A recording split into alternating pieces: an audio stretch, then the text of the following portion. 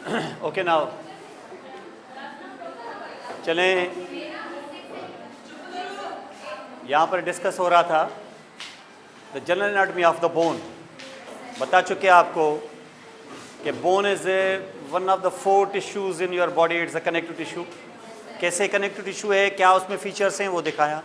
इसकी रिजिडिटी क्यों है, इसकी फ्लेक्सिबिलिटी किस वजह से है, उसके स्ट्रक्चर से हमें अंदाज़ा हुआ।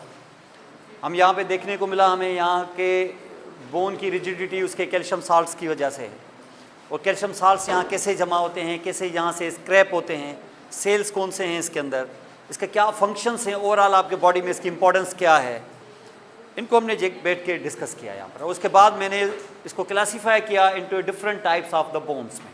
और वहाँ हमने आपको बताया था जो सबसे ज़्यादा you will come across the bone type, it will be the long bone. और लॉन्ग बोन से मुंह से ऐसे निकल रहा था लॉन्ग बोन, तो हम भी ऐसे समझते थे लॉन्ग वो जो लंबे होंगे, शायद जिनकी लेंथ बड़ी होगी। ऐसा नहीं है। उनकी फीचर्स हैं 2 ends and a shaft with the 2 epiphyseal plates also, but in sometimes there can be 1 epiphyseal plate, वो मिनिएचर लॉन्ग बोन्स हैं, जैसे हमने देखे थे फेलिंजीज, मेटाकार्पल्स या मेटाटार्सल्स वगैरह। यहाँ पर डिस्कस किया। फिर शॉर्ट बोन दिखाया आपको। और उसके बाद हम डिस्कस कर रहे थे शायद तीसरा टाइप ऑफ अ बोन, कौन सा, द फ्लैट बोन्स। उनमें भी हमने देखा, उसके फीचर्स देखे। फ्लैट होंगे तो ज़ाहिर है बड़ी एरिया घेरेंगे, कैविटी बनाने में काम आएंगे हमें।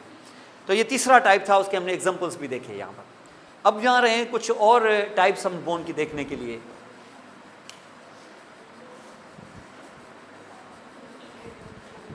ठीक है, ये आपको मैंने पहले भी बताया। बोन, इस स्ट्रक्चर को चल के देखते हैं और आगे। हमने यहाँ पे दिखाया आपको कि कनेक्टिव टिश्यू है, लेकिन इसके ग्राउंड सब्सटेंस में कैल्शियम साल्ट्स हैं बहुत, जिसकी वजह से इसमें रिजिडिटी है। कैल्शियम साल्ट्स ज़ाहिर है इनऑर्गेनिक सब्सटेंस है, और जो ऑर्गेनिक है वो कोलेजन फाइबर्स हैं। और वो बोन कौन बना रहा है, उसके अपने स्पेसिफिक सेल्स, ऑस्टियोब्लास्ट, लेकिन साथ में उनके साथ ऑस्टियोक्लास्ट भी हैं। क्यों? क्योंकि वो मशीन भी तो चाहिए जो एक्सकेवेट करके पुराने डेब्री को, पुराने मलबे को हटाए ताकि नया बना सके। तो जो पुराना मलबा हटाया जाएगा वो रिजॉर्प्शन कहलाएगी, वो नया डाला जाएगा उसको रीमॉडलिंग कहेंगे। तो remodelling and resorption they both are actually be going together hand in hand, ये साथ साथ चलते हैं। ये बहुत ही डायनेमिक बोन है, इसका रीजनरेटिव पावर किसी भी आर्गन से ज़्यादा है। तो बोन को ऐसे नहीं समझे खामोशी से पड़ा हुआ है, ऐसे कोई मुर्दा पड़ा हुआ है। ये सबसे ज़्यादा लिविंग टिश्यू है। सबसे ज़्यादा का मकसद है कि ये it's a living tissue, highly vascular, highly regenerative. ये इतना लिविंग टिश्यू है, ये समझ लें आप। इतनी चेंजेस के अंदर आती हैं यहाँ पर। और इसको हमने आपको बताया कि ये किस तरीके से ये आपका स्ट्रक्चर दे रहा है, कैसे लिविंग टिश्यू है, और किस तरीके से यहाँ पर उसके फंक्शंस मैंने बताए। बॉडी का शेप दे रहा है, अटैचमेंट ऑफ द मसल्स, जिसकी वजह से फिर जॉइंट्स बनते हैं, जॉइंट्स की मूवमेंट होती है। तो हमारे मूवमेंट के लिए जो लोकोमोशन है, इसको हम लोकोमोशन सिस्टम भी कहते हैं सर, लोकोमोशन। तो लोकोमोशन में कौन रोल प्ले करेगा? ज़ाहिर है बोन्स अपने जॉइंट्स पर, मसल्स के कहने पर। तो ये मस्कुलोस्केलेटल सिस्टम भी कहलाएगा। It's a very very important system. आप खुद अंदाज़ा लगा सकते हैं यहाँ पर कैविटियाँ कैसे क्रिएट की हैं इसने। बोन मेरो, आपको पता है कि बोन मेरो के अंदर कोई प्रॉब्लम हो जाए, जिसको हम कहते हैं bone marrow problems, bone marrow cancer etcetera, वो सप्रेस हो गई तो ना आरबीसी बनेंगे, ना डब्ल्यूबीसी, ना प्लेटिलेट्स। फिर हम उसको कहेंगे एप्लास्टिक एनीमिया। एप्लास्टिक एनीमिया हो गया है। ये किस वजह से? ये बहुत सारी वजह से हो सकता है यार। तो ये सारा बोन मेरो के साथ है। बोन मेरो को इवन रिप्लेस भी किया जाता है, रिप्लेसमेंट, जिसको हम बोन मेरो ट्रांसप्लांटेशन कहते हैं। बहुत सारी डिजीजेज बोन मेरो ट्रांसप्लांटेशन से ठीक होती हैं, हो सकती हैं।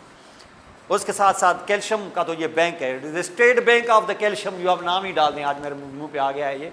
तो ये समझ लो कि ये पूरा डिपॉजिट है, 97% of total calcium deposits only in this bank. तो इतने रिजर्व इसके पास यहाँ मौजूद होते हैं, लाइक आल्सो अंडरस्टैंड। और उसके बाद हमने क्लासीफाई किया, लॉन्ग बोन्स आपको बताया मैंने। और ये जो जब भी आप एंटर होंगे ना, जैसे आप अपनी अपर लिम्ब के अंदर, तो उसके अंदर सबसे पहले जो बोन आपको मिलेगा वो एक तो स्केपुला होगा। उसके बाद फिर हम जाएंगे क्लेविकल में। क्लेविकल लॉन्ग बोन है, लेकिन ये एक मॉडिफाइड लॉन्ग बोन है, क्योंकि इसके अंदर एक तो मेडुलरी कैविटी नहीं होती है अंदर, और दूसरा इसके अंदर, वरना लॉन्ग बोन्स में मेडुलरी कैविटीज़ होती हैं, इसके अंदर मेडुलरी कैविटी नहीं होती। और दूसरा हॉरिजॉन्टल है, और कुछ और भी चीज़ें आपको बताएंगे आगे। और इसके साथ साथ एक बोन है कौन? स्केपुला। आप बोल रहे सर स्केपुला तो अभी तक जिक्र ही नहीं किया आपने, ना ये किसी लॉन्ग बोन में आया है और आ भी नहीं सकता। स्केपुला देखा होगा आपने, अभी दिखाते हैं। तो ना वो लॉन्ग बोन में क्लासीफाई होता है, ना वो शॉर्ट बोन में क्लासीफाई होता है, ना अभी तक के ये फ्लैट बोन में तो थोड़ा सा चलो हो भी जाएगा, लेकिन एज सच फ्लैट बोन में भी नहीं होता इतना। तो फिर होता किस में है? फिर जब इन तीनों में ना आए ना कोई, तो फिर उसको नाम दे देते हैं इरेगुलर बोन्स। इरेगुलर बोन्स यानी कोई रेगुलरिटी नहीं है, ना तो लॉन्ग में आता है, भाई लॉन्ग में आता है तो रेगुलर है ना, यानी लॉन्ग बोन्स में एक रेगुलेटरी होती है ना कि 2 एंड्स और एक शेफ्ट, है कि नहीं? जब बात करते हैं ना लॉन्ग बोन्स की तो क्या कहते हैं? 2 एंड्स और एक शेफ्ट, भले उसमें 2 एपिफिशियल प्लेट ना हो, एक हो चलो तो मिनिएचर लॉन्ग बोन, लेकिन फिर भी लॉन्ग बोन तो होगा ना, जिसके शेप आपको लॉन्ग ना हो उनमें, यानी 2 एंड से शेफ्ट ना हो, लेकिन फिर भी कोई ट्राइंगुलर, कोई स्क्वायर, कोई बोट लाइक, कोई कॉनकेव, कुछ खास शेप्स हो तो शॉर्ट बोन्स। और फिर जो बड़ी सरफेस एरिया हो, फ्लैट हो, जिनसे जुड़ के केविटियां बने तो फ्लैट बोन्स। लेकिन इन केविटियों में, इन सारी चीज़ों में इनके नाम ही ना आए तो फिर उनका नाम हो जाएगा इरेगुलर बोन्स। इनका कोई ख़ास शेप भी नहीं, ना 2 एंड्स, ना कुछ इस किस्म की, इस किस्म की चीज़, बिल्कुल इरेगुलर एक अजीब से शेप के साथ बैठे हुए होंगे, ऐसे बोन्स को कहते हैं इरेगुलर बोन्स। और उनमें से एक है ये हिप बोन। आपने देखा होगा हिप बोन का में क्या मतलब, में क्या, हालांकि वो जुड़ के कैविटियां बना रहा है, लेकिन हिप बोन के अंदर, ये हिप बोन कोई नाम ही नहीं है, hip bone is not a bone. Hip bone के अंदर 3 बोन्स होते हैं जो फील करते हो, इलियम आगे से होता है, प्यूबिस पीछे होता है एस्चियम। ये 3 बोन्स हैं, तीनों का शेप, भाई कैसा शेप? कोई शेप ही नहीं है, कोई एंड्स हैं इसकी, कोई फ्लैट है, इलियम तो चलो थोड़ा सा फ्लैट है भी, लेकिन बाकी तो फ्लैट भी नहीं है। और ये सबको जोड़ को बुला के हम क्या नाम दे, कोई नाम ही नहीं दे पा रहे हैं, तो हमें बोलते हैं बाबा जी इनको नाम डाल दो, ये है मेरे irregular bones, these are called irregular bones. तो ये इरेगुलर बोन की एक टाइप कौन सी हुई? Hip bone is an irregular bone. कुछ लोग इसको फ्लैट बोन में ले जाते हैं, लेकिन इट्स एन इरेगुलर बोन।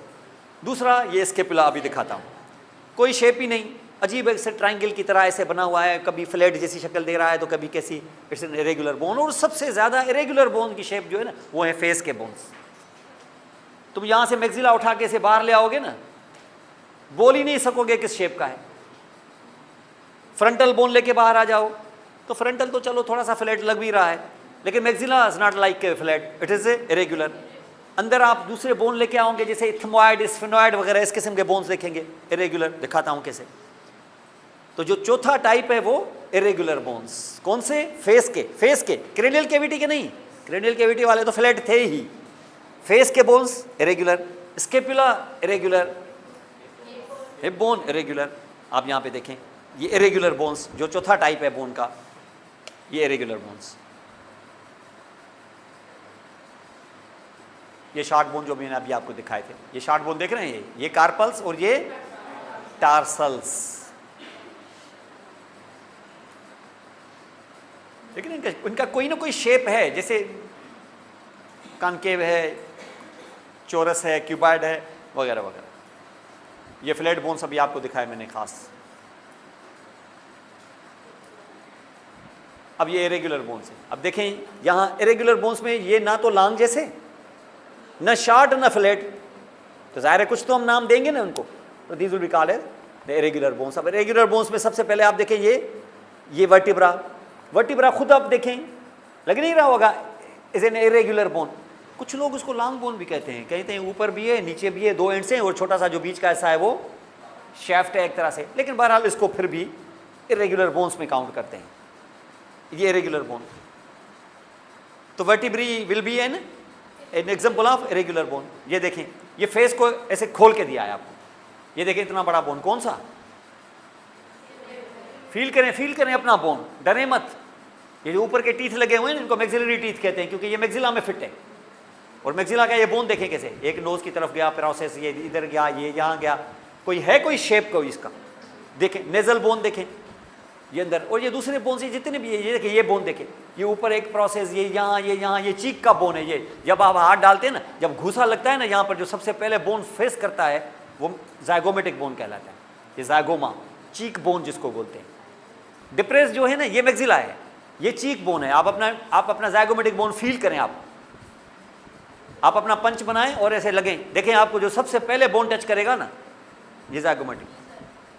ये बॉक्सर जो है ना उमूमन तोड़ते हैं ये बोन दूसरे का, ये सबसे पहले, इसको चीक बोन भी कहते हैं। और ये है, ये कोई है इसका कोई शेप, कोई ढंग का हो, कोई तरीका हो, कोई इसका कोई दो एंड्स हो, कोई फ्लैट हो, नहीं नहीं, नथिंग भाई।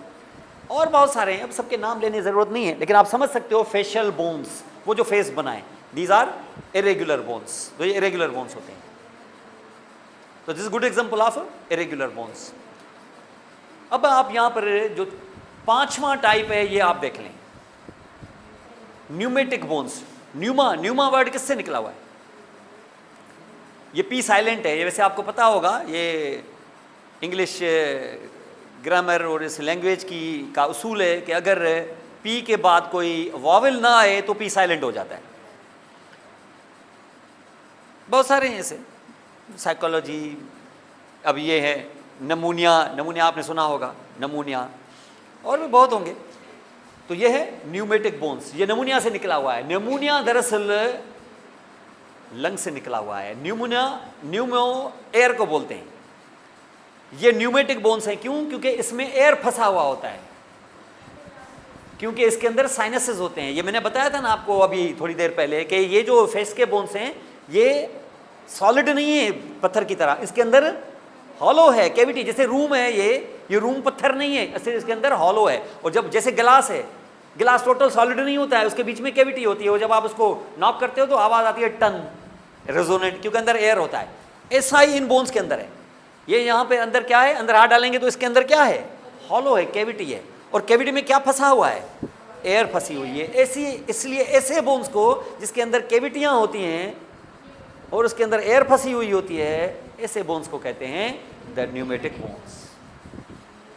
क्या कहते हैं? और उसका एक ही एग्जांपल है, और कहीं होते ही नहीं है न्यूमेटिक बोन्स, और कहीं एयर होती ही नहीं है सवाए फेस के कुछ बोन्स में। और उसमें से एक सबसे बड़ा जो न्यूमेटिक बोन है वो मैक्सिला है। दूसरा न्यूमेटिक बोन आपका ये फ्रंटल बोन है, और ऐसे एक दो अंदर की तरफ भी है। सबके नाम लेने की जरूरत नहीं है, लेकिन ये फेशियल जो बोन्स होते हैं आपके, ये होते हैं। These are called pneumatic bones. और इनके फायदे आपको बताया ना, स्कल को लाइट करना, हल्का बनाना, उसके साथ साथ वॉइस को रेजोनेंस देना, क्योंकि इसमें पानी भर जाए जुकाम की वजह से तो आवाज़ डल हो जाएगी आपकी। और उसके साथ साथ ज़ाहिर है एयर को कंडीशनिंग करना, वो जो अब बाहर से ठंडी एयर आएगी अंदर पहुँचते पहुँचते इसकी गर्मी से वार्म हो जाएगी और आपका गला खुश्क नहीं होगा। मुंह से एयर लेंगे ना, जब ओरल ब्रीदिंग करते हैं तो गला खुश्क हो जाता है, नोज से लेते हैं तो नहीं होता। वजह एक तो गर्म होना इसका, और दूसरा उसके अंदर कुछ ह्यूमिडिटी शामिल हो जाना, ह्यूमिडिफाई हो जाना। लेकिन साइनस का काम क्या है, एयर कंडीशनिंग इफेक्ट, मतलब उसको वार्म करना। ये न्यूमेटिक बोन कहलाते हैं। तो long bones, short bones, flat bones, irregular and then pneumatic bones. अब आ जाएं आप छठे और आखिरी टाइप पे, sesamoid bones. Sesame, sesamoid, seed like, बीज की तरह एक बोन है ये सिस्मॉइड बोन। ओआईडी जब भी आ जाए ना, ओआईडी एनाटॉमी में जब भी आ जाए, इसका मकसद है कि उस जैसा लुक लाइक ओआईडी। जैसे एक वर्ड है, बहुत सारे ऐसे वर्ड है, जैसे एक वर्ड है स्फिनोइड, ठीक है ना, जैसे वर्ड है स्फिनोइड, स्फिनिक्स जैसा। जैसे वर्ड है एक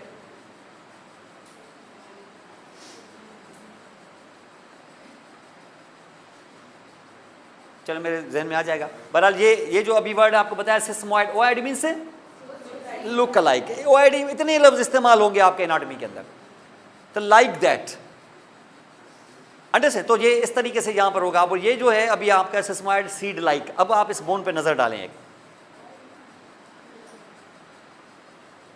कुछ ऐसे बोन्स होते हैं, जैसे आप यहां पर एक मसल देख लो, ये जो थाई का मसल है ना, ये इतना बड़ा, जिसमें 4 हेड्स होते हैं। 4 हेड्स मतलब है 4 जगहों से मसल आते हैं, जुड़ के एक बड़ा मसल बनता है, और उसका टेंडन ऑफ इंसर्शन कॉमन होता है। 2 जगहों से मसल आए, यहाँ से एक इधर से आया मसल, इसके पिला से एक दूसरी जगह से आया, ये दोनों बन के ये बन गया मसल, उसका टेंडन कॉमन है, तो मसल एक ही हुआ ना। ओरिजिन 2 जगह से, इंसर्शन एक, तो मसल एक हुआ। ओरिजिन भी 2, इंसर्शन भी 2, तो फिर ये तो 2 मसल हो गए। तो इस किस्म के मसल को कहते हैं bi headed muscle, you call them biceps muscle. ये जो इस पर पकड़ते हो, ये कौन सा मसल है? क्यों कहते हैं इसको बाइसेप्स? आगे चल के आप देखेंगे इसको, क्योंकि इसके दो हेड्स होते हैं, दो मुंह होते हैं इसके। एक ओरिजिन यहाँ से लेता है एक जगह से, दूसरा ओरिजिन जहाँ से, दोनों मिलकर एक कॉमन बेली बनाते हैं, उसका फिर कॉमन टेंडन होता है। तो मसल एक ही होता है, लेकिन उसके मुंह होते हैं दो। सांप के दो मुंह होते हैं, बॉडी एक होती है तो एक सांप बोलते हैं, दो मुंह की वजह से उसको दो सांप नहीं बोलते। ये बाय हेडेड है, इसको हम कहते हैं बाइसेप्स। पीछे की तरफ एक सिंगल मसल है, उसके 3 हेड होते हैं, टेंडन एक होता है, ट्राइसेप्स। तो थाई में एक बड़ा जबरदस्त मसल है, बहुत ही जबरदस्त, उसके 4 हेड्स होते हैं, इसलिए इसको क्वाड्रिसेप्स कहते हैं। ये आप थाई पे हाथ डालेंगे ना, इतना बड़ा मसल है, और ये बड़ा मसल टेंडन 4 बनाएगा कि एक? तभी तो एक मसल है। तो वो जो एक मसल, ये एक टेंडन बनाएगा, ये आपके नी के आगे से गुजर जाता है। नी के आगे से अपना हाथ घुमाएं, क्या टेंडन घूम रहा है कि इधर बोन फील हो रहा है? ठीक है ना, ये इधर बोन फील हो रहा है, लेकिन जिस वक्त बच्चा पैदा हो रहा होता है तब ये बोन होता नहीं है, सिर्फ क्या होता है? टेंडन होता है। समझ गए? उसमें टेंडन होता है, और वो टेंडन आके कहाँ इंसर्ट हो जाता है? नी को क्रॉस करके टिबिया पे इंसर्ट हो जाता है, और टिबिया के आगे एक ट्यूबरोसिटी फील करें आप, इस टेंडन को फील करके ट्यूबरोसिटी फील करें, टिबिया के आगे आपको उभरा हुआ हिस्सा नजर आएगा, इस पर ये टेंडन लग जाता है। इसको टिबियल ट्यूबरोसिटी बोलते हैं, बड़ी मशहूर ट्यूबरोसिटी, आप उसको फील कर सकते हो। फील करें आप, अपना फील करें। एनाटॉमी आपकी है, ये ह्यूमन एनाटॉमी पढ़ा रहा हूं मैं, आपकी एनाटॉमी, ठीक है? ये टिबियल ट्यूबरोसिटी, इस पर ये टेंडन लग जाता है आपका। कौन से मसल का? क्वाड्रिसेप्स, इसको बोलते हैं क्वाड्रिसेप्स टेंडन। और अगर ये ना कंट्रैक्ट हुआ, ऊपर से ये क्वाड्रिसेप्स की इतनी थिक बेली अगर कंट्रैक्ट हुई, तो खिंचाव किस पे आएगा? टेंडन पे। उसका असर किस पे होगा? किस बोन पे? टिबिया पे। टिबिया को पीछे धकेलेगा कि आगे खींचेगा? पीछे। पीछे तब धकेलेगा जब पुश करेगा। मसल पुश करता है कि मसल खींचता है? तो आगे आएगा कि पीछे जाएगा? तो हमेशा समझा करें बेटे, मसल जो है वो हमेशा वो मसल कभी पुश नहीं करता, मसल हमेशा पुल करता है। मसल पीछे नहीं धकेलेगा ऐसे, मसल क्या करेगा? पुल करेगा, कंट्रैक्ट करेगा ना, जाहिर है शॉर्टन करेगा ना। यहाँ रस्सी बांधू में यहाँ, तो दरवाज़ा रस्सी की वजह से अंदर आएगा कि बाहर जाएगा? तो जाहिर है अंदर ही आएगा ना, क्योंकि खींचूंगा ना मैं इसको, बाहर तो नहीं करूँगा मैं उसको। तो इससे यहाँ होगा। इसका मकसद ये है कि मैं अगर टिबियल ट्यूबरोसिटी पर इस मसल को कंट्रैक्ट करूँ तो मेरी टिबियल ट्यूबरोसिटी आगे आएगी, और मेरे नी जॉइंट पे कौन सा एक्शन होगा? बैंड होगा कि एक्सटेंशन होगी? फ्लेक्शन होगी कि एक्सटेंशन होगी? करके देखें, फील करके देखें, क्या होगा? पीछे जाएगा कि आगे आएगा?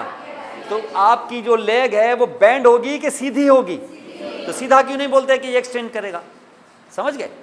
तो ये बहुत पोटेंट एक्सटेंसर मसल है आपका ये क्वाड्रिसेप्स। इसका मकसद ये कि इस क्वाड्रिसेप्स को फुटबॉलर अपनी किक से भी इस्तेमाल, किक के लिए ये इस्तेमाल होता है। किक के लिए क्या करना पड़ता है? नी को बैंड कि नी को स्ट्रेट? और स्ट्रेट करने के लिए जो आप ऐसे झटका देते हैं, तो ये क्या है? किकिंग मसल है, बहुत ही स्ट्रांग किकिंग मसल है ये। इसको हम क्वाड्रिसेप्स कहते हैं। और आपको पता है कि नी जॉइंट का ये वाहिद एक्सटेंसर है। आपने और एक्सटेंसर की क्या जरूरत क्या है? 4 हेडेड इतना मसल देने के बाद अभी और भी जरूरत है क्या? 4 मसल को जोड़ के सिंगल मसल बनाया है, और ये 4 हेडेड मसल इस तरीके से यहाँ पर होगा। तो इसका मकसद है कि इसका जो टेंडन है क्वाड्रिसेप्स का, ये नी जॉइंट के साथ घिसता होगा कि नहीं? हाईली एक्टिव मसल है। बच्चा अभी पैदा ही नहीं हो रहा होता है, अभी डेवलप ही हो रहा होता है, किकिंग अंदर ही से किकिंग शुरू है इसकी। फीटल मूवमेंट्स जिसको क्विकनिंग कहते हैं, 5वें महीने में माँ जो है इस ज़बरदस्त मूवमेंट की खुशियाँ वो जमा करना शुरू कर देती है। क्विकनिंग क्या अल्लाह की रहमत है एक तरह से। वो माँ के अंदर जो वो मूवमेंट्स वो स्टार्ट हो जाती हैं, और मूवमेंट्स थोड़ी कम हो जाती हैं, माँ परेशान हो जाती है कि बच्चा जो है ना मूव नहीं कर रहा। इसको क्विकनिंग कहते हैं। The movement, perceptible movements. अब परसेप्टिबल थोड़ी बहुत मूवमेंट्स तो शुरू हो जाती हैं, लेकिन क्योंकि वो एमनियोटिक फ्लूइड की वजह से वो माँ फील नहीं कर रही होती है, क्योंकि 5वें हफ्ते के बाद, 5वें महीने के बाद बाकायदा माँ फील कर रही होती है। ये क्विकनिंग होती है। और आपको इसका मकसद है कि बच्चा जो है ना, उसकी ये नी जॉइंट की मूवमेंट स्टार्ट ही हो गई है, वो घिसना शुरू हो गया है। और जैसे बच्चा पैदा होगा तो वो मूवमेंट्स और, तो इसका मकसद है कि friction of the quadriceps tendon, friction over the knee joint has started much earlier, और ये जो मच अर्लियर स्टार्ट होगा और होता होता होता होता और बच्चा जब रन करना शुरू करेगा तो ये 4-5 साल में घिसते घिसते घिसते क्या ये टेंडन रहेगा कि फ्रिक्शन से एरोड होता जाएगा और 5वें 8वें 10वें साल में रप्चर गया कि नहीं।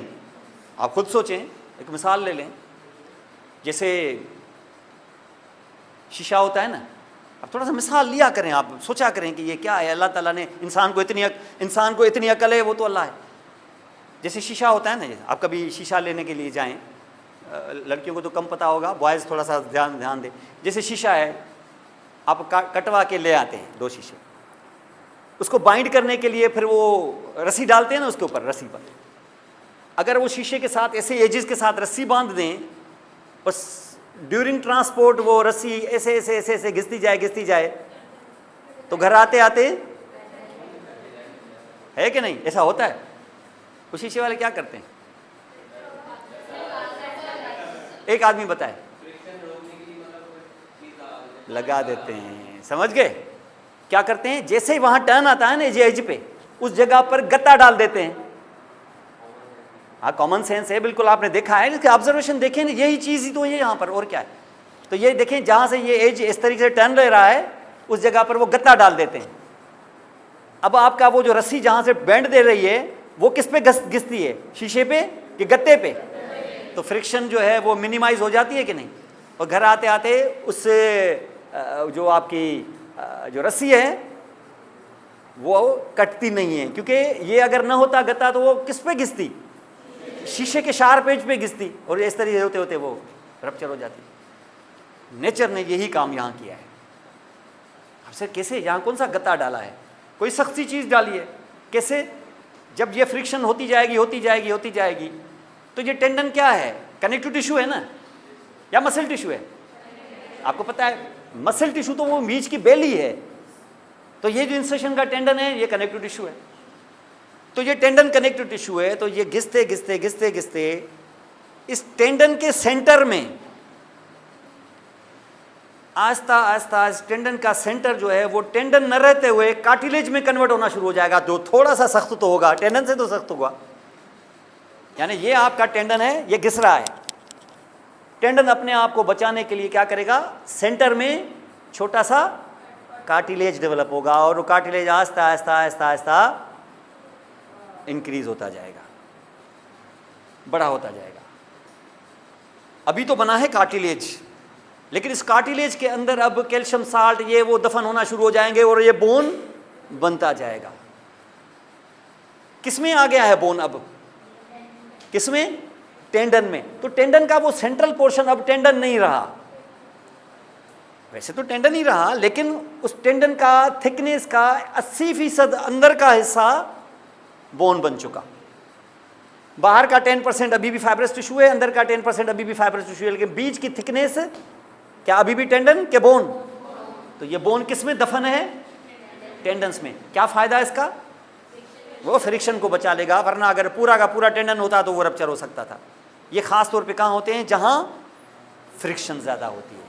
ये सिर्फ यहाँ नहीं है, एक आध और जगहों पर भी होगा, लेकिन सबसे बड़ा जो बोन जो इस वक्त हमने क्रिएट किया ना, वो ये है जो इस वक्त आपको फील हो रहा है। ये बच्चे में नहीं था अभी, ये टाइम के साथ साथ उसमें डेवलप हुआ है। तो अभी आप दोबारा आप अपना ये बोन फील करें। इसको अमूमन क्या बोलते हैं वैसे, पटेला, नी कैप भी बोलते हैं इसको। ये नी कैप दरअसल किस में दफन है, टेंडन में। कौन से टेंडन में, क्वाड्रिसेप्स टेंडन में। ऐसे बोन्स जो टेंडन्स के अंदर डेवलप हों, ऐसे बोन्स को कहते हैं सीड लाइक बोन्स या सिस्मॉइड बोन्स। ऐसे बोन्स को सिस्मॉइड बोन्स कहते हैं। और सबसे बड़ा सिस्मॉइड बोन, पूरे दुनिया का सबसे बड़ा सिस्मॉइड बोन कौन है, पटेला है। और जगहों पर भी होते हैं, कुछ तो परमानेंट हैं जो हमेशा होते ही हैं, और कुछ ज़्यादा फ्रिक्शन की वजह से बन सकते हैं। ख़ास तौर पे जैसे हॉर्स राइडर होते हैं ना, जो राइडिंग करते हैं, उनके ये जो बोन्स होते हैं, ये जो मसल होते हैं, इनके टेंडन में कभी कभी सिस्मॉइड बोन क्रिएट हो जाता है। With in that bone. वो आपको बताएंगे कौन सा मसल, अभी मैं आपको नहीं बता रहा हूं, लेकिन ये है कि वो राइडर में होगा, सब में नहीं होगा, ये सब में होता है, और ये सबसे लार्जेस्ट भी है। इस बोन को कहते हैं क्या? सीड लाइक सिस्माइड बोन, और इसका अब नाम है एग्जाम्पल कौन सा? पटेला। तो इसको हम पटेला कहते हैं। देख लें पटेला को, ये सिस्माइड बोन छठा और लास्ट टाइप ऑफ बोन है। ये देख रहे हैं आप, ये ऊपर से कौन सा मसल आ रहा है? क्वाड्रिसेप्स। ये पूरा टेंडन था, अभी तक ये एडिकेटिबिलिटी वेलोसिटी पे लग गया, ये पूरा टेंडन था, ये ना हो जाता डेवलप तो कोई मसला नहीं था, लेकिन मसला था और हो जाता मसला आगे, ये रप्चर हो जाता। नेचर ने देखो अंदर क्या डेवलप किया? बोन डेवलप किया। इस बोन का नाम है, तो पटेला किस टाइप का बोन है? सिस्माइड बोन है। और ये सिस्माइड बोन किस में डेवलप्ड है?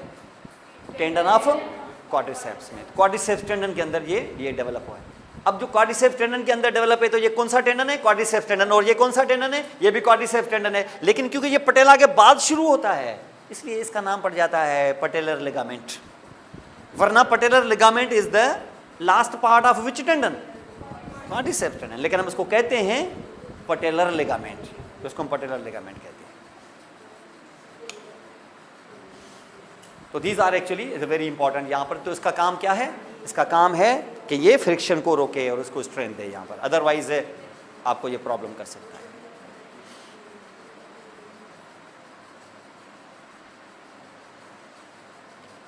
अब यहां पर हम देखें,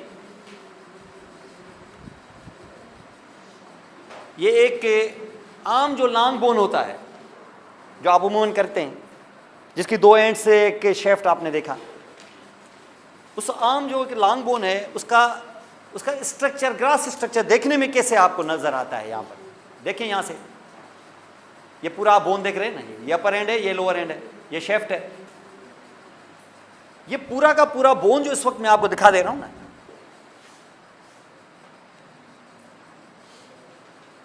जब आप बोन पे से हाथ घुमाएंगे ना ऐसे, तो इसका मटेरियल तो जो अंदर होगा सो होगा, जिस चीज का बना हुआ है, ये कोलेजन फला फला ये जो भी, लेकिन इसके ऊपर एक बिल्कुल शीट लिफाफे की तरह होगी, बिल्कुल ऐसे लिफाफे की तरह जैसे तुम्हारी स्किन तुम्हारे जिस्म पे चिपकी हुई है, ऐसे firmly adherent, very tough sheet on what? On the bones. इसको बोलते हैं पेरियोस्टियम। ये हमेशा याद रखना, बहुत इंपॉर्टेंट चीज है पेरियोस्टियम। बताता हूं क्यों इंपॉर्टेंट है। अगर बोन के किसी हिस्से से मैं पेरियोस्टियम को उड़ा दूं ना अगर, तो अब बोन की वो रिजॉर्प्शन, वो रीमॉडलिंग सब खत्म। माना वो जो ऑस्टियोब्लास्ट होते हैं, जो पुराने खत्म नए आते हैं, तो ये कहां से सप्लाई होते हैं? पेरियोस्टियम से सप्लाई होते हैं। पेरियोस्टियम आपके बोन के ऊपर चढ़ी हुई वो फाइब्रस टिश्यू की, वो कनेक्टिव टिश्यू की बहुत ही जबरदस्त एक शीट चढ़ी हुई है, चिपकी हुई है, ऐसे जैसे स्किन में। आप इसको पेरियोस्टियम कहते हैं। बहुत इंपॉर्टेंट चीज है पेरियोस्टियम। बताता हूं आगे क्यों। हाईली वेस्कुलर, हाईली सेंसिटिव, इसमें नर्व सप्लाई शदीद किस्म की और जबरदस्त ब्लड सप्लाई इसकी। नर्व सप्लाई जबरदस्त किसको है? पेरियोस्टियम को। अंदर बोन को नहीं है नर्व सप्लाई। बोन के इनसाइड नर्व सप्लाई नहीं है। नर्व सप्लाई किसको है? पेरियोस्टियम को। खुदा न खास्ता अगर कोई कैंसर या कोई ट्यूमर या कोई चीज अंदर हो जाए, अंदर, पेशेंट को पेन होगा ही नहीं, होता रहेगा, डिजीज बढ़ती रहेगी, बढ़ती रहेगी, बढ़ती रहेगी, पेशेंट को पता ही नहीं चलेगा। फंक्शनल डिसेबिलिटी हो सकती है, पेन नहीं होगा। क्यों नहीं होगा? अंदर उसकी पेन की नर्व एंडिंग्स ही नहीं है, ना उसमें पेन, ना उसके अंदर कोई नर्व इतला देने वाला ही कोई नहीं है, चौकीदारी ही नहीं है, तो घर पे चोरियां हो रही है, किसी को पता ही नहीं। लेकिन अगर यही चीज होते होते होते होते बाहर तक आ गई और अब पेरियोस्टियम को इन्वॉल्व किया, तो चीखें निकल जाएंगी। अब पेशेंट जो है वो लंगड़ाता हुआ पहुंच जाएगा डॉक्टर के पास। या ऐसा, या अगर फॉर एग्जांपल अंदर से कोई मसला नहीं है, बाहर से फ्रैक्चर हो गया, और जो फ्रैक्चर हो जाएगा तो क्या पेरियोस्टियम बच जाएगा? क्या क्रैक आएगा कि नहीं आएगा? क्रैक आएगा। और फ्रैक्चर का पेशेंट क्या ऐसे ही आराम से आता है? चीखता हुआ आता है। हड्डी का टूट जाना, चीखें मरीज तक सुनाई देती हैं। वजह इसकी क्या है? जबरदस्त नर्व एंडिंग्स होती हैं पेरियोस्टियम को, और ऐसे जरा सा ना क्रैक आ जाए, हेयरलाइन फ्रैक्चर ही हो जाए, निशान ही आ जाए, चीखें निकल जाती हैं। वजह huge and dense population of the nerve endings in periosteum, और ब्लड सप्लाई तो बड़ी जबरदस्त है इसको। तो पेरियोस्टियम के बारे में ये आपको पता होना जरूरी है। अब ये पेरियोस्टियम किस चीज का बना हुआ है? कनेक्टिव टिश्यू है, किस चीज का बना हुआ होगा? इतना फर्म और स्ट्रांग है, तो फाइबर कौन से होंगे इनके पास? Collagen fibre. तो इसमें कोलेजन फाइबर्स, और ये कोलेजन फाइबर्स इसको यहां बाइंड करके रखेंगे इसके साथ, ठीक है। अब ये देखिए, ये क्या चढ़ा हुआ है इसके ऊपर? क्या चीज? पेरियोस्टियम। ये क्या हो रहा है? ये सब पेरियोस्टियम पेरियोस्टियम पेरियोस्टियम, ऐसा नहीं है। पेरियोस्टियम यहां तक है,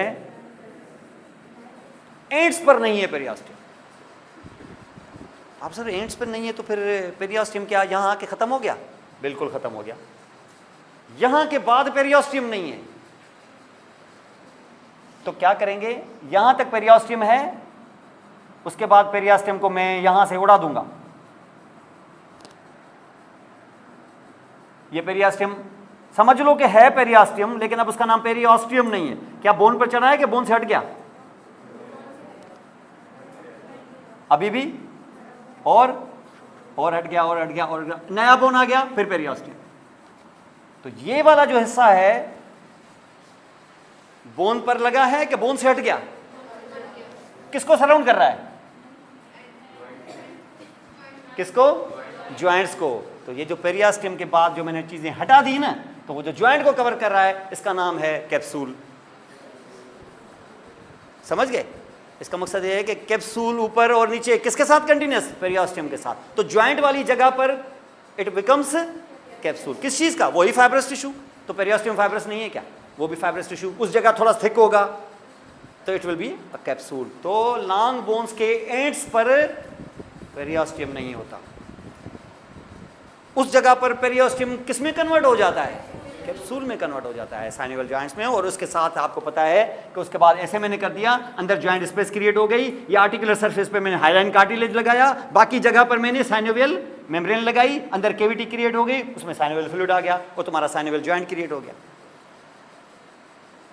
तो कैप्सूल समझा ना आपने? पेरियोस्टियम और कैप्सूल का क्या सिलसिला है यहां पर। अब दूसरी चीज देखें, क्या पेरियोस्टियम को मैं इस शेफ्ट से क्या उतार सकता हूं? ऐसे क्या? कैप्सूल से तो उतर गया ना, यानी यहां से तो उतर गया और कैप्सूल बन गया। यहां से तुम हटा नहीं सकते। ऐसे नहीं जैसे स्किन है, तुमने ऐसे हटा दिया, ऐसे ऐसे कर दिया, ये उतरेगा नहीं यहां से। बिल्कुल ऐसे जैसे वॉलपेपर चिपका हुआ होता है ना, ये ऐसे चिपका हुआ होगा। कौन चिपका के रखेगा इसको? ये क्या चढ़ा हुआ है? ये क्या है? पेरियोस्टियम। ऐसे हटाएंगे, हटेगा नहीं। क्यों नहीं हटेगा? किस चीज का बना हुआ है ये? खुद कोलेजन फाइबर्स वगैरह। ये कोलेजन फाइबर्स में से बहुत सारे फाइबर्स ऐसे होते हैं जो ये ऐसे अंदर ऐसे जाते हैं, ऐसे, यानी ये ऐसा है और ये फाइबर ऐसे अंदर जाते हैं, और अंदर जाके किसको पकड़ लेते हैं? बोन को, जिस पे ये चिपका हुआ है। और जिन फाइबर्स के साथ ये चिपका हुआ है लाइक दिस, जो कहां से आए? पेरियोस्टियम के डीपर सरफेस से आए, और किसको पकड़ लिया? बोन के अंदर के फाइबर्स को, कोलेजन को पकड़ लिया। ऐसे फाइबर्स को कहते हैं शार्पीज फाइबर्स। अब यहां बोर्ड है नहीं, इस वजह से मैं लिख नहीं रहा हूं, लेकिन शार्पीज फाइबर्स कहते हैं जो पेरियोस्टियम को अंडरनीथ बोन के साथ फैमिली फिक्स करते हैं। वो खुद कोलेजन फाइबर्स होते हैं, उसको शार्पीज फाइबर्स कहते हैं। SHARPEY', शार्पी नाम है साइंटिस्ट का, शार्पीज फाइबर्स।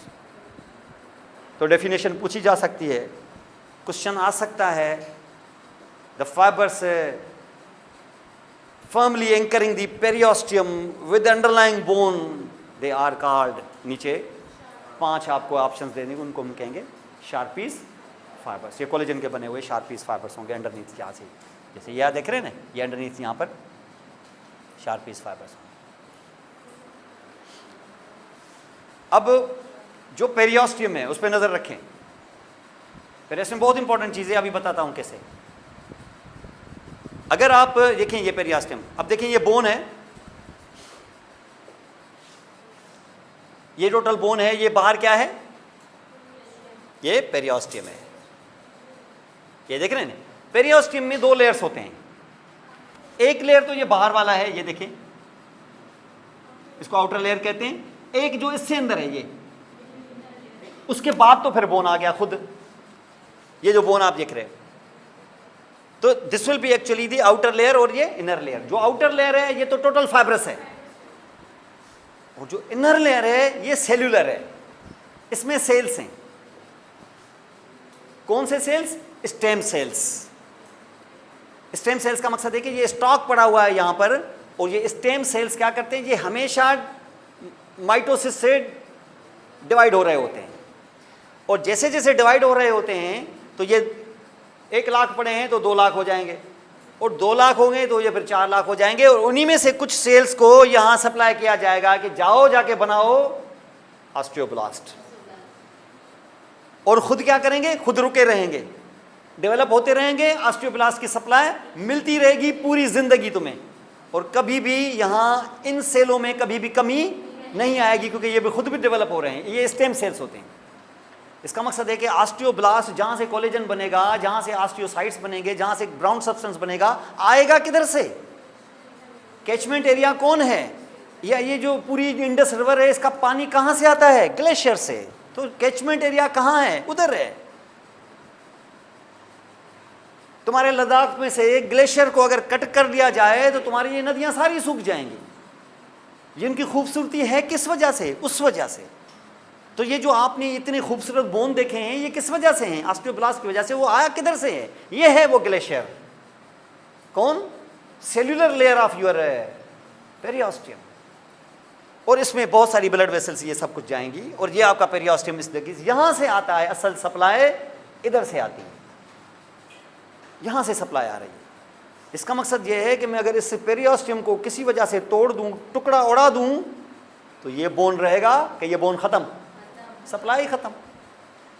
तो periosteum is actually important for this point of view. कहीं पर भी किसी बोन की अगर कोई गड़बड़ हो जाती है ना, अगर कहीं कोई आपका हिमरस जो है वो उसका इतना मसला हो गया कि बोन ही ख़त्म हो गया, अब तुम नया बोन डेवलप करना चाहते हो उधर, क्या किसी का बोन लेके यहाँ डालोगे कि पेरियोस्टियम लगाओगे तो बोन डेवलप हो जाएगा? समझ गए? तो तुम अपना ही कहीं से पेरियोस्टियम उतार के इधर लगाओगे। बोन नहीं उतारते हैं, पेरियोस्टियम उतार के यहाँ ले आते हैं और बोलते हैं कि हमने कर दिया बोन ट्रांसप्लांट। ये बोन नहीं करते, क्या करते हैं? पेरियोस्टियम। क्योंकि वो पेरियोस्टियम का आउटर के इनर, क्योंकि सेल उसमें होते हैं, स्टेम सेल्स उसमें होते हैं, और किसी और का नहीं, उसी बंदे का कहीं से उठा के यहाँ लगा देते हैं। It is the periosteum which is the most important thing here like this also. तो पेरियोस्टियम को ऐसे नहीं समझा ऊपर लिफाफा चढ़ा हुआ है, असल मटेरियल तो अंदर है। अंदर वाला मटेरियल यहीं से आता है, क्योंकि असल सप्लाई ऑस्टियोब्लास्ट की इधर इनर सेल से है। ये देखिए इनर और आउटर आपको बता रहा है, और उसके बाद फिर तो ये बोन आ ही गया। अब जो बोन आप यहाँ पे देखेंगे, एक लॉन्ग बोन, तो जैसे ये बोन लॉन्ग बोन देखेंगे ना, तो सबसे पहले आपको ये आउटर साइड नजर आएगी, इसको कार्टेक्स कहते हैं, और जैसे जैसे आप अंदर चलते जाएंगे इसको मेडुला कहते हैं। उसके बाद तो कैविटी आ जाएगी। यानी आप ऐसे करेंगे ना अगर, तो सबसे पहले पेरियोस्टियम, उसके बाद कार्टेक्स, उसके बाद मेडुला, और अंदर कैविटी, मेडुलरी कैविटी। और उसी में होता है वो क्या क्या क्या उस दिन क्या बोला जाए कि अच्छा सा लफ्ज़, मेरी अपनी लैंग्वेज का अच्छा सा लफ्ज़, गूदा, वो इसके अंदर होता है। इसी को कहते हैं बोन मैरो। देखो आप, मैं आपको बता दूं, आपकी अजमत आपकी वजह से होगी, आपके कॉपी करने की वजह से नहीं होगी। जैसी भी हो ना, आपकी जो आपका जो नाम होगा ना, आपकी ओरिजिनलिटी की वजह से होगा। आप गिटार पकड़ के आप कभी भी अजीम नहीं बन सकेंगे दुनिया में। गिटार आपसे बहुत अच्छा बजा लेते हैं वो, क्योंकि ये जो इंस्ट्रूमेंट है ये उनका है, वो उस पे होंगे। आप गिटार, मुझे आप बताओ पाकिस्तान का कोई बहुत अजीम गिटारिस्ट कोई नाम हो कोई, लेकिन यहाँ आप पाकिस्तान का कोई अजीम अलगोज़ा नवाज़, अलगोज़ा जिसने बजाया वो हैं, वो दुनिया भी मानती है उनको। ओरिजिनलिटी से। आप अंग्रेजी गाना गा के आप अंग्रेजों को या दुनिया को मुतासिर नहीं कर सकते। आपकी ओरिजिनलिटी क्या है?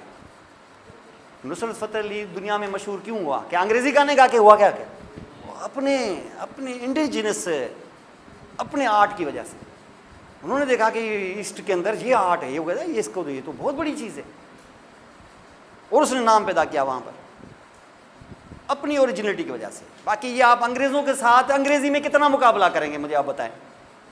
उनके साथ नहीं कर सकेंगे मुकाबला। अपने आप ऊपर उठाओ ताकि वो तुम्हारी लैंग्वेज के साथ तुम्हारा मुकाबला करने आए। देखें, नाम इससे पैदा होंगे। ये नहीं कि हम उनकी कॉपी करके हमें उनकी कॉपी करके उनकी ओरिजिनल लैंग्वेज के साथ कितना मुकाबला करेंगे। अंडरस्टैंड? तो ये चीज़ यहाँ पर आप देखें कि ये पूरा का पूरा क्या है इसके अंदर, मेडुलरी कैविटी के अंदर ये। तो इसका मकसद ये हो गया कि पेरियोस्टियम के बारे में बहुत नॉलेज होनी चाहिए आपको। बहुत का मकसद है कि इतनी होनी चाहिए कि आप समझ सकें। ये फाइबरस कवरिंग है, समझ में आ गया?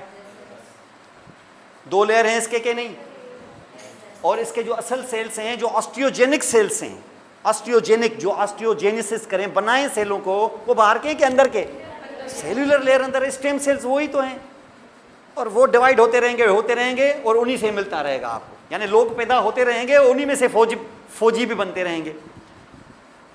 तो ये आपको इस तरीके से ये मिलता रहेगा। तो आउटर जो है वो एसेल्यूलर है और इनर जो है वो सेल्यूलर है। तो ऑस्टियोजेनिक कौन है?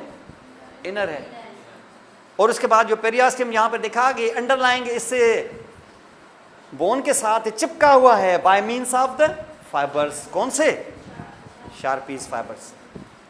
और यही शेफ्ट पे चलते चलते चलते चलते जब एंड्स पे आ जाएगा तो क्या अभी भी चिपका हुआ होगा कि वहां कैप्सूल में कन्वर्ट हो जाएगा? समझ गए? ये हमेशा याद रखा करें और समझा करें और बनाएं आप उसको क्वेश्चन।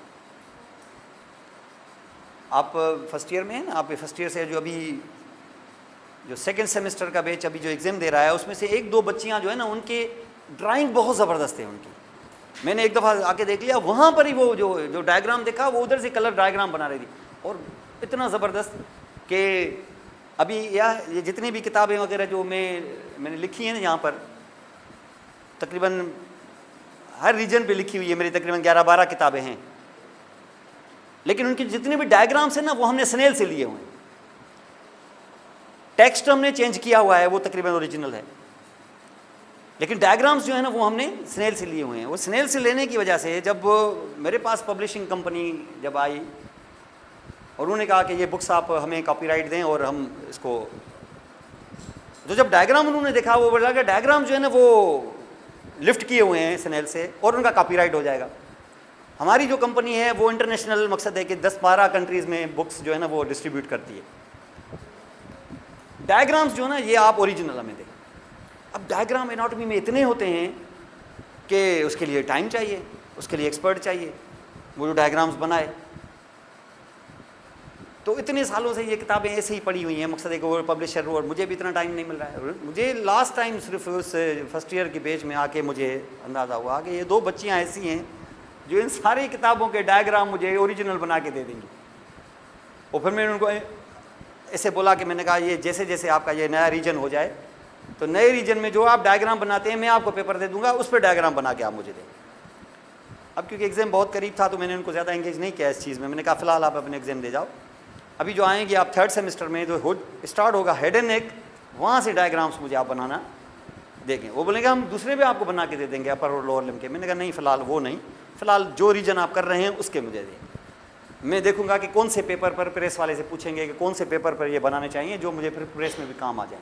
तो मोस्ट प्रॉबेबली वो उनके बड़े अच्छे डायग्राम है। कोशिश करके आप डायग्राम्स बनाया करें। अगर अच्छी ड्राइंग है, नहीं भी है तो कोई मसला नहीं, स्केच बना दो जिसमें आइडेंटिफाई करवा दो कि ये चीज़ फलां है, ये चीज़ फलां है। अगर छोटा सा डायग्राम बना लोगे तो कोई मसला नहीं है इसके साथ। कोई ज़रूरी नहीं है कि इतने लेवल के डायग्राम्स हो, कोई ज़रूरी नहीं है। तो फिर ये प्लस पॉइंट है आपका। यहाँ पर ये देखें, ये कंटिन्यूसली इस तरीके से यहाँ पर आपको, और इसके साथ ये जो पेरियोस्टियम है इसके नीचे क्या है? बोन है। बोन का कौन सा हिस्सा? मेडुला के कार्टेक्स, पेरिफेरी को कार्टेक्स, तो कार्टेक्स के साथ यहाँ पर ये मौजूद मिलेगा यहाँ पर आपको। और इसकी नर्व सप्लाई और ब्लड सप्लाई बहुत ज़बरदस्त। तो इसके फौरन बाद क्या आ जाएगा? बोन। बोन का कौन सा हिस्सा? कार्टेक्स। तो ये कार्टेक्स का ये बोन यहाँ पर आ गया। अब ये कार्टेक्स यहाँ पर आ गया, और ये कार्टेक्स आप यहाँ पे देख रहे हो, बोन ये इज अ कार्टेक्स। और जैसे कार्टेक्स खत्म हो गया तो अंदर क्या आ जाएगा भाई? कैविटी, मेडुलरी कैविटी, जिसमें बोन मैरो भरा हुआ है, is a medullary cavity. Medullary cavity में जब बच्चा पैदा हो रहा होता है तो ये जो मेडुलरी कैविटी है, लॉन्ग बोन्स की जो मेडुलरी कैविटी है, या हर जगह जहां भी बोन मैरो अवेलेबल है, all bone marrow everywhere it is red bone marrow. क्या है? It's red bone marrow. Red bone marrow का क्या मतलब है? रेड बोन मैरो का मकसद है कि it is an active bone marrow and everywhere blood cells are being synthesized, they are being formed. हर जगह, फुट से लेके हर जगह पर बोन मैरो आपको मुसलसल WBC RBC प्लेटलेट दे रहा है, बच्चा जैसे पैदा होता है ऐसे। दिस का रेड बोन मैरो। जैसे टाइम गुजरेगा नीचे से लेके बोन मैरो रेड वाला येलो होता जाएगा, इनएक्टिव होता जाएगा, फैट से भरता जाएगा, चर्बी से भरता जाएगा। अब वो RBC WBC प्लेटलेट नहीं बनाएगा। कौन सा? नीचे से। नीचे से होते होते होते होते जब बच्चा एडल्टहुड तक पहुंचेगा तो तकरीबन सारे लॉन्ग बोन मैरो के अंदर, वो जो मेडुलरी कैविटी के अंदर बोन मैरो सारा येलो हो चुका होगा, सवाए एंड्स के, upper end, lower end, upper end lower, flat bones वाला, वर्टिब्री वाला, स्कल वाला, ये अभी रेड होंगे, बाकी सारे येलो। जो लॉन्ग बोन मैरो के अंदर bone marrow, long bone marrow में, लॉन्ग बोन के अंदर जो मेडुलरी कैविटी हैं ऑलमोस्ट सारे के सारे येलो हो चुके होते हैं, लेकिन एंड्स पर अभी ये सारी जिंदगी अभी आपका काम करते रहेंगे। लेकिन एक टाइम वो आएगा कि एंड्स वाला भी येलो हो चुका होगा। आप बोले सर ये येलो होगा तो मेरे WBC RBC का क्या होगा? फिर आपकी ribs, sternum, ilium bones, skull, vertebrae, ये सारी जिंदगी आपका साथ देते रहेंगे। इनका बोन मैरो हमेशा रेड रहेगा और ये सिलसिला चलता रहेगा। इसका मकसद ये है कि अगर खुदा न खास्ता किसी के बोन मैरो में कोई प्रॉब्लम है, ब्लड कैंसर या कोई ऐसी चीज़ है, हम बोन मैरो निकाल के उसकी एग्जामिनेशन करना चाहते हैं, जिसको हम कहते हैं बोन मैरो बायोप्सी। देखना चाहते हैं कि जो ब्लड में गड़बड़े हैं वो कहीं बोन मैरो की गड़बड़ की वजह से तो नहीं है, क्योंकि असल फैक्ट्री कौन है? तो बोन मैरो की डिजीजेस देखने के लिए हम बोन मैरो को निकाल के नीडल डालते हैं। कहाँ? जहाँ हमें यकीनन रेड बोन मैरो मिले। कहाँ मिलेगा रेड बोन मैरो? ख़ास तौर पे स्कल में, वर्टिब्री में, स्टर्नम में, इलियम में। तो हम सेफेस्ट प्लेस पे नीडल डालते हैं, और सेफेस्ट प्लेस स्कल है, वर्टिब्री है, इलियम है या स्टर्नम है? स्टर्नम एंड इलियम, इन दोनों जगहों से हम नीडल डालते हैं। लेबॉर्ट्री वाले ज़्यादातर एक्सटर्नल नीडल डालते हैं। ये एक्सटर्नल नीडल अंदर डाल के थोड़ा सा रेड बोन मैरो निकाल के लेबॉर्ट्री भेजते हैं, और रेड बोन मैरो की रिपोर्ट लेबॉर्ट्री से 3-4 दिनों के अंदर आ जाती है। इसको कहते हैं बोन मैरो बायोप्सी। तो बोन मैरो बायोप्सी में कहाँ? स्टर्नम में डालते हैं, क्योंकि यहाँ बोन मैरो रेड हमेशा अवेलेबल होता है। दिस इज आदि बोन मैरो, इसको हम बोन मैरो कहेंगे, और ये आपका सिलसिला इस जगह पे होगा। तो इसका मकसद ये है कि ये बोन मैरो के अंदर, मेडुलरी कैविटी के अंदर ये बोन मैरो इस तरीके से, तो लॉन्ग बोन जो होगा वो इस तरीके से, मैं शार्ट की बात नहीं कर रहा हूँ, मैं लॉन्ग बोन की बात कर रहा हूँ। आपको बाहर मिलेगा पेरियोस्टियम 2 लेयर, उसके बाद कार्टेक्स, और अंदर मेडुलरी कैविटी।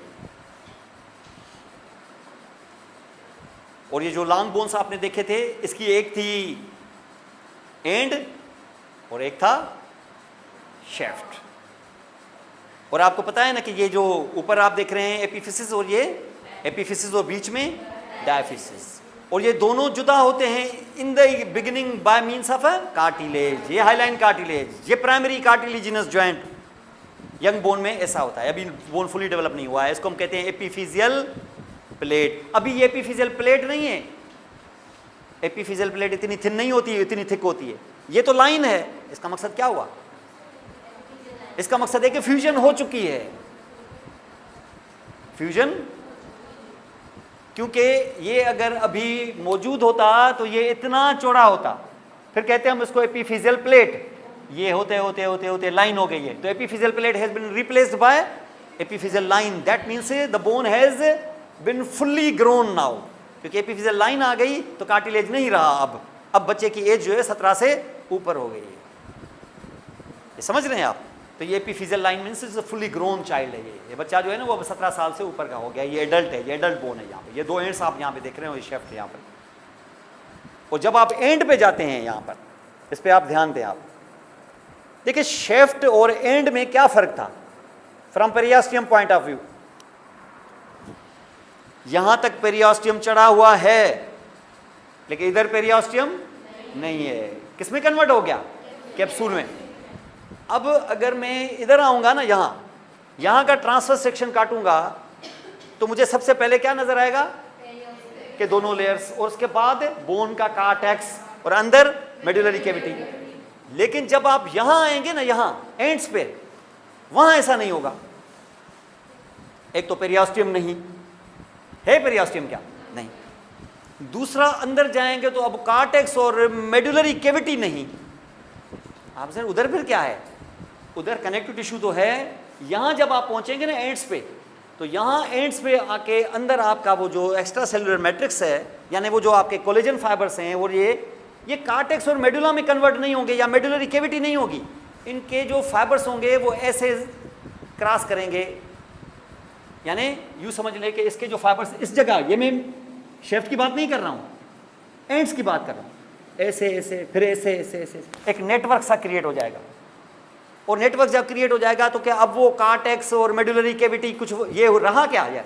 नहीं। ये अंदर क्या हो गया? ये अंदर इस किस्म की आपको स्पॉन्जी मटेरियल जैसा मिलेगा। स्पॉन्जी मटेरियल का मकसद ये नहीं है कि कोई स्पॉन्ज होगा, ये वही कोलेजन फाइबर्स होंगे, लेकिन क्या होगा उसके बीच में छोटी छोटी स्पेसेस जाहिर हो जाएंगे, उसमें बोन मेरो फंसा हुआ होगा। वो मैंने बताया था ना आपको कि आपके अपर एंड और लोअर एंड के अंदर बोन मेरो बहुत सालों तक चलता है, तो क्या वहाँ मेडुलरी कैविटी में होता है क्या? नहीं, वहाँ इंट्रेबिकुलर स्पेसेस में होता है। इसको हम ट्रेबिकुलर मेशवर्क कहते हैं। और जहाँ जहाँ ये कोलेजन ज़्यादा होगा वहाँ फ्लेक्सिबिलिटी भी, तो एंड्स पर फ्लेक्सिबिलिटी ज़्यादा क्यों होती है? क्योंकि वहाँ मूवमेंट्स होती है ना, क्योंकि उधर जॉइंट में कंट्रीब्यूट करते हैं, तो इनके अंदर इस किस्म की मोबिलिटी होती है। और ये जो आप यहाँ पे देख रहे हैं, अगर ये फीमर होता ना यहाँ पर, तो ये फीमर का ये नेक है, तो इधर क्या ज़्यादा होगा? कोलेजन ज़्यादा होगा, और यहाँ क्या होगी? फ्लेक्सिबिलिटी होगी। और अगर खुदा न खासा यहाँ कोलेजन कम बने, जैसे ओल्ड एज में कोलेजन कम बनने की वजह से क्या इसमें फ्लेक्सिबिलिटी रहती है, स्ट्रेंथ रहती है क्या? नहीं, वो पोरस हो जाता है, नाम उसका होता है ऑस्टियोपोरोसिस। ओल्ड एज में लोग गिरते हैं, नेक क्यों टूट जाता है? उनका वजह ऑस्टियोपोरोसिस होती है। बड़ों में नहीं होता है, ज़्यादातर एल्डरली पेशेंट्स के अंदर ये ज़्यादा होता है। इसको हम कहते हैं क्या? ऑस्टियोपोरोसिस। ये इस वजह से होता है। एंड्स के अंदर अरेंजमेंट शेफ्ट के मुकाबले में डिफरेंट है। यहाँ पर ट्रेबिकुलर मेशवर्क बना हुआ होता है, नेटवर्क जैसे कोलेजन फाइबर्स, और बीच में छोटे छोटे स्पेसेस जिसमें बोन मेरो फंसा हुआ है। लेकिन यहाँ पर मामला दूसरा है। यहाँ पर ये ऐसा होता है, बाहर कार्टेक्स, अंदर मेडुलरी कैविटी। और मेडुलरी कैविटी में भी जब यहाँ कार्टेक्स में आते हैं तो बाहर का जो बोन होता है ना, ये ज़्यादातर इसको बोलते हैं हम कॉम्पैक्ट बोन। और जैसे मैं अंदर जाऊंगा यहाँ मुझे वही सिलसिला मिलेगा, कैसा? मेशवर्क वाला। शेफ्ट में भी बाहर का मोस्ट ऑफ द पोर्शन क्या है? कार्टेक्स में कॉम्पैक्ट बोन है। कॉम्पैक्ट का मकसद है कि इस किस्म का, जहां पर कैल्शियम और ये सारी चीजें ऐसे बाइंड करके बैठी है, जिसके ऊपर पेरियास्टियम है। लेकिन अंदर जैसे जैसे जाएंगे तो आखिरी वाला ऐसा क्या होगा? मेशवर्क होगा। ऐसे ही मेशवर्क जैसे एंड्स में दिखाया था। देखिए शेप देख रहे हैं ये कैसे? बाहर ऐसा नहीं है, ये बाहर देखें, ये क्या है? कॉम्पैक्ट बोन है, ये देख रहे हैं। और अंदर क्या है? स्पॉन्जी है। इसको हम कैंसिलस कहते हैं, कैंसिलस बोन। तो अंदर की तरफ क्या है? ट्रेबिकुलर मेशवर्क टाइप बना हुआ है यहाँ पर। तो ये किसको टच करेगा? अंदर बोन मेरो को। This will actually B touching what? अंदर क्या है? ये बोन मेरो है। अब ऐसा भी नहीं है कि ये बोन मेरो उसको डायरेक्टली टच करेगा। यहाँ पर भी फाइब्रस शीट होगी, ऐसे ही जैसे बाहर की तरफ थी। बाहर उसका नाम पेरियास्टियम डाला है, अंदर उसका नाम एंडोस्टियम डालेंगे। This is called endosteum. वो फाइब्रस शीट है, उसके अंदर कोई ऐसे सेल्यूलर लेयर वगैरह नहीं होता है, लेकिन वो एक फाइब्रस शीट की तरह चली, उसका वहाँ एंडोस्टियम, पेरी नहीं, अब एंडोस्टियम। तो ये पैक इस तरीके से यहाँ पर होगा। ये लॉन्ग बोन है, ये लॉन्ग बोन का शेफ्ट है। तो इसका मकसद है कि ये कॉम्पैक्ट जो बोन है ये एंड्स पे नहीं होते, ये पेरियास्टियम एंड्स पे नहीं होते, मेडुलरी कैविटी एंड्स पे नहीं होती। तो इसका मतलब एंड्स का स्ट्रक्चर इसके मुकाबले में डिफरेंट होता है। तो ये मेडुलरी कैविटी अभी आपको दिखाई मैंने, just like this also, 2 ends, ये देख लिया आपने। Parts of young bone young bone में तो उसका नाम पड़ेगा यहाँ पर एपिफिसिस और डायफिसिस। एपिफिजियल प्लेट अभी यहाँ पर लाइन हो गई है, एपिफिजियल लाइन हो गई तो इसका मतलब है कि ये ग्रो हो चुका। अब एपिफिजियल प्लेट नहीं है, अब लाइन आ गई, प्लेट खत्म, ये बंदा अब लीनियर ग्रोथ नहीं करेगा, अब इसका कद नहीं बढ़ेगा। अब ये एपिफिजिस आपने देखी, ये एंड्स है, ये डायफिसिस का शेफ्ट। अब देखें ये क्या है, एपिफिजियल लाइन, समझ लो प्लेट है, अभी ग्रो हो रहा है, ठीक है, ये ग्रो हो रहा है। अब ये ग्रो होके क्या करेगा, लेन देन करेगा, लंबा होगा ना बोन, ये लेंथ बढ़ेगी ताकि कद बढ़े उसका। तो ये जब बोन बनाएगा, ये कार्टिलेज जब बोन बनाएगा तो बोन किस में ऐड करेगा, एंड में कि शेफ्ट में? एंड में करेगा। एंड बढ़ता जाएगा कि शेफ्ट बढ़ता जाएगा? एक तरफ से कि दोनों तरफ से? तो थोड़ा इधर से, ठीक है, थोड़ा एक तरफ से, थोड़ा दूसरे तरफ से। इससे क्या होगा, इससे हाइट बढ़ती जाएगी, हाइट बढ़ती जाएगी और एपिफिजियल प्लेट आस्ता आस्ता आस्ता आस्ता कम होती जाएगी और एक वो जगह आएगी कि वो लाइन बन जाएगी, एपिफिजियल लाइन। तब तक 16 साल हो चुके होंगे, अब उससे ज़्यादा लीनियर ग्रोथ नहीं होगी। बच्चियों में 13 साल हो चुके होंगे या 14 साल हो चुके, इससे ज़्यादा उनकी हाइट अब नहीं बढ़ेगी। समझ गए? ये सारी सिलसिले इसी जगह पर आपको यहाँ पर मिलते हैं। अब ये जो बोन एड हुआ है कहाँ से? एपिफिजियल प्लेट से। जब एड होता है तो क्या सेंटर में एड होता है कि साइड से? ठीक है, तो वो जो एपिफिजियल प्लेट के करीब वाली एरिया होती है, किसकी? डायफिसिस की। जो एपिफिजियल प्लेट से एडजेसेंट एरिया होती है, किसकी?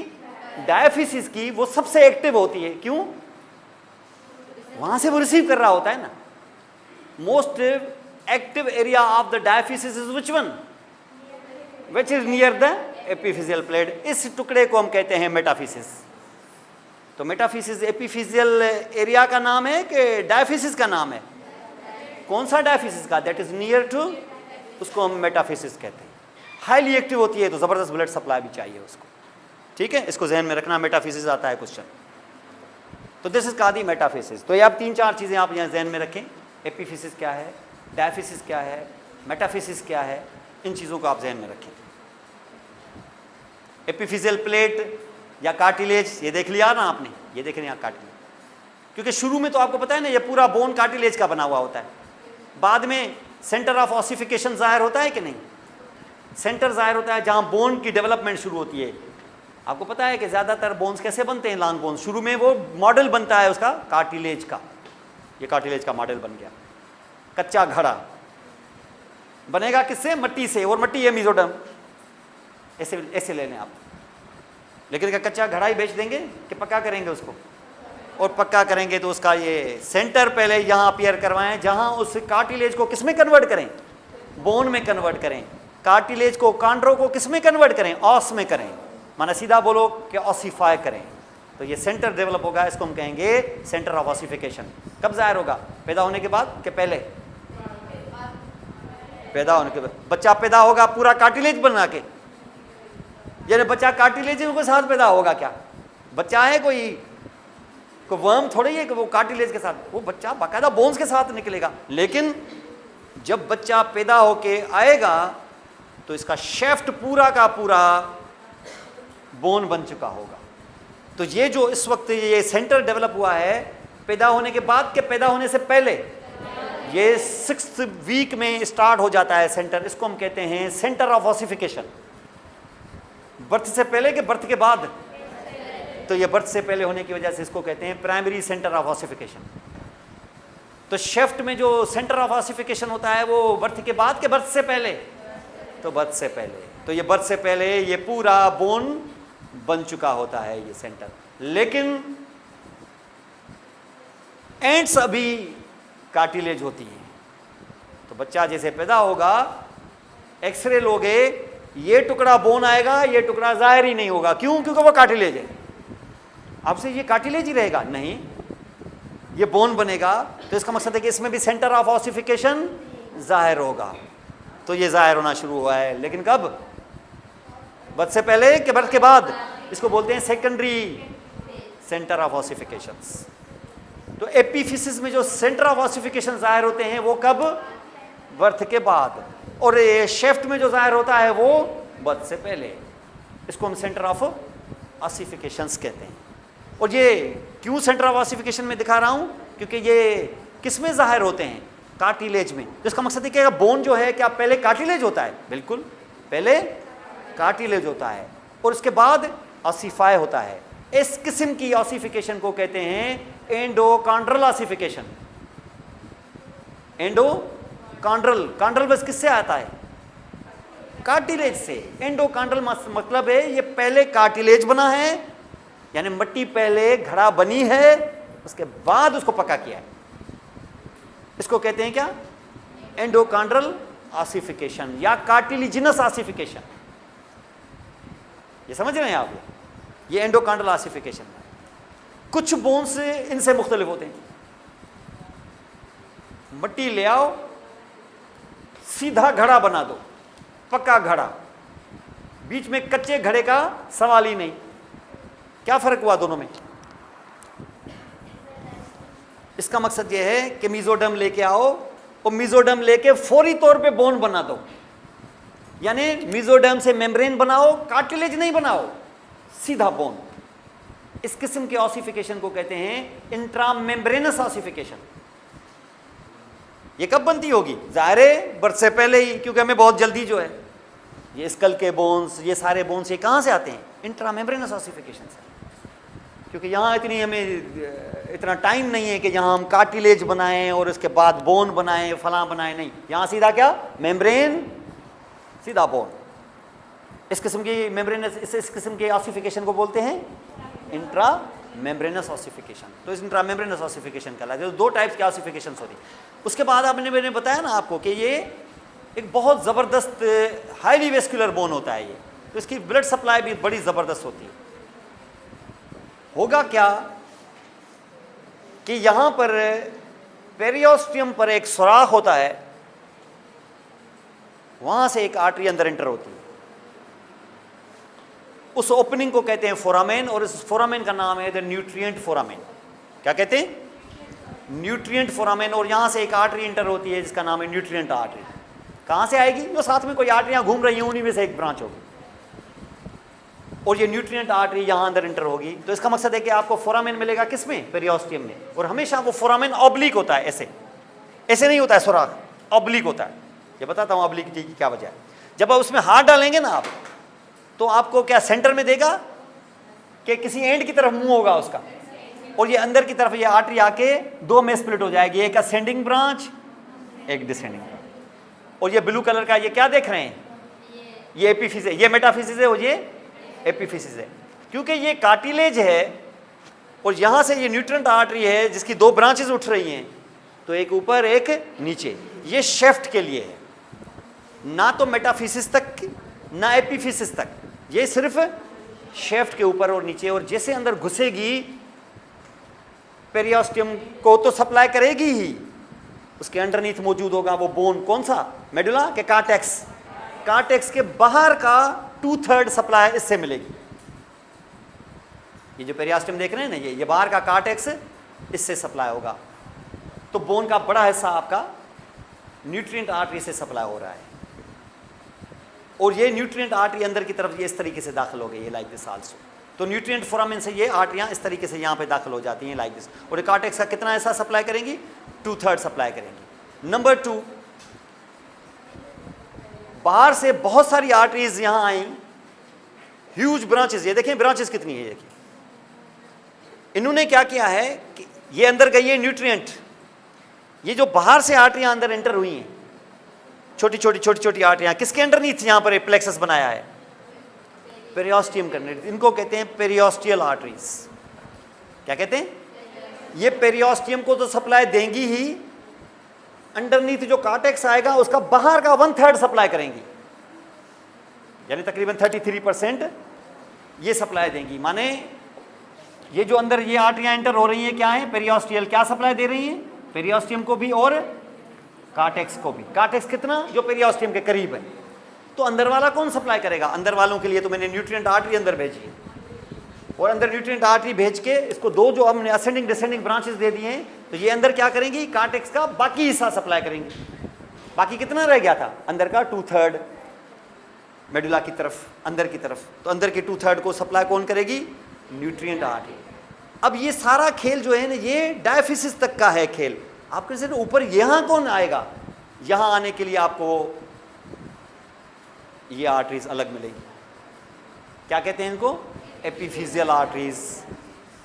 इतना कुछ कि एपिफिजियल आर्टरी क्या मेटाफिजिस को सप्लाई कर पाएगी क्या, नहीं। क्यों, बीच में आ गई है ये प्लेट, कार्टिलेज, और कार्टिलेज एवेस्कुलर होता है, तो एपिफिजियल आर्टरियां क्या मेटाफिजिस की तरफ जा पाएंगी क्या, क्योंकि बीच में दीवार किसकी, एपिफिजियल प्लेट की। तो इसका मकसद है कि मेटाफिजिस के लिए तुम्हें अलग आर्टरियां चाहिए, और वो होंगी ये कौन सी, मेटाफिजियल आर्टरीज।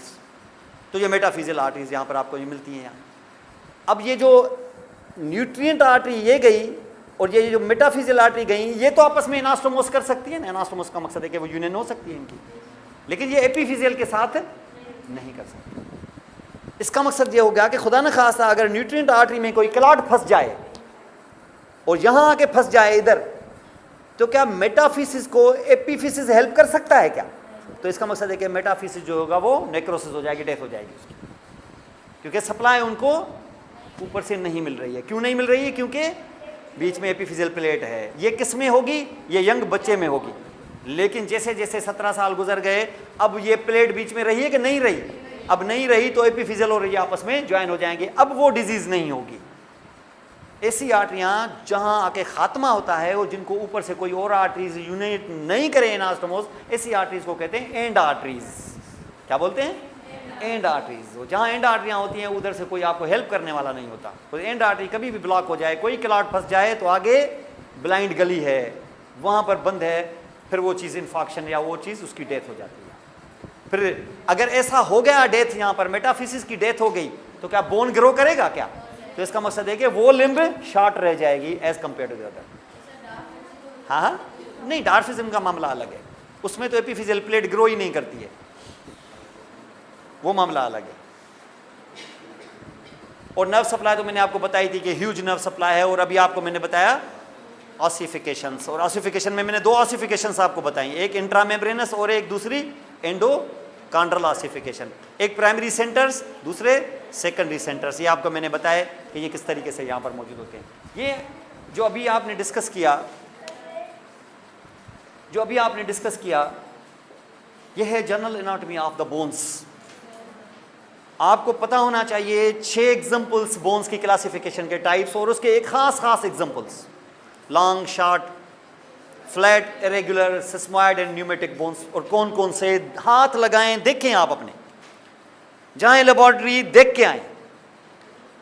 मुझे टाइम नहीं मिलेगा, आप खुद जाएं जाके लेबॉर्ट्री में, ये सारी चीज़ें पड़ी हुई हैं। स्केलेटन है, जाएं जाके देखें, जॉइंट है, देखें कैसे ये बॉल एंड सॉकेट ये किस तरीके से होते हैं, ये सारी चीज़ें वहाँ पर आप जाके देखें। और उसके बाद देखें यंग बोन कैसे होता है, पेरियोस्टियम क्या है।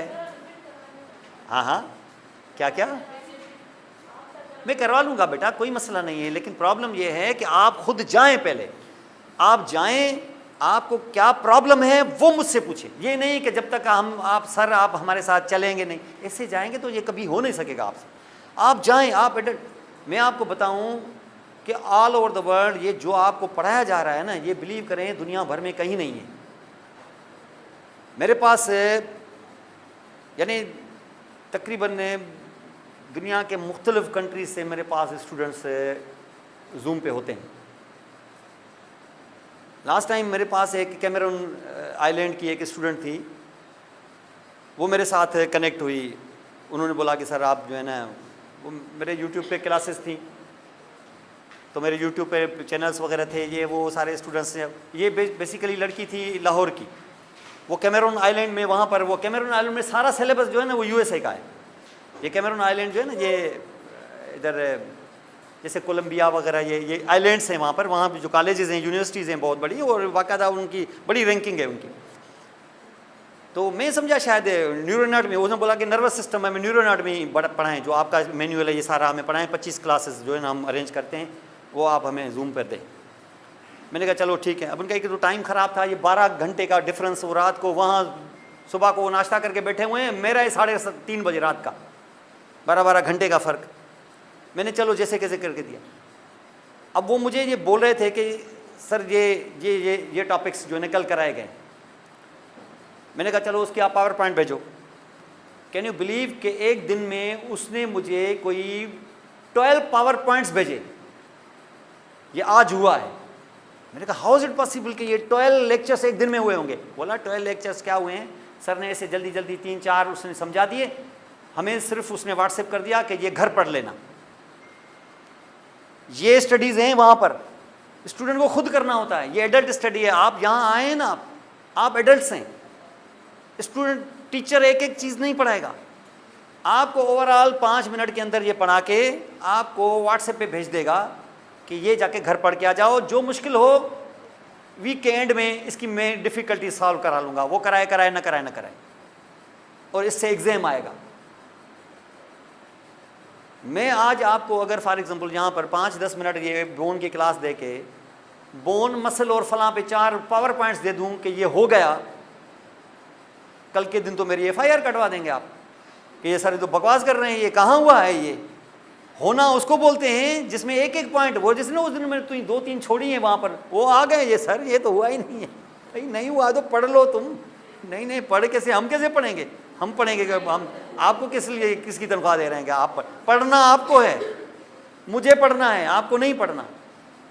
यहाँ इतने नखरे हैं स्टूडेंट्स के, उधर कहाँ से बेचारी गई है। मैं शुरू में समझा 2nd ईयर 3rd ईयर की कोई MBBS की स्टूडेंट है, मुझे बताती है कि मुझे यहाँ 15 साल हो गए आए हुए। यहाँ मैं इंटर के बाद फ़ौरन यहाँ आई हूँ, इस वक्त मैं MD कर रही हूँ, मैंने पोस्ट ग्रेजुएशन भी कर ली है, MPhil भी मैंने किया हुआ है। यहाँ पर मैं MD की स्टूडेंट हूँ। यहाँ पर बाद में मुझे पता चला 12 क्लासेस के बाद कि शी वाज MD, उसकी एज थी मेरा ख्याल कोई 30 ईयर्स के प्लस। उसने पोस्ट ग्रेजुएशन भी किया हुआ था, MBBS के 6 साल भी उसने वहीं किए हैं। तो वो कह रही थी कि यहाँ शुरू से ही स्टडी ऐसे ही होती हैं, वहाँ पर अमेरिका में हर जगह पर ऐसे स्टडी हो। स्टूडेंट खुद भेजे। देखें, मैंने कहा कि जाएँ लेबॉर्ट्री में जाके देखें, जैसे आप चलें मेरे कंधे पे होके जाए। मैं अगर नहीं चलूंगा तो वो स्केलेटन भाग जाएगा क्या? जाएं, वो खड़ा होगा उधर ही।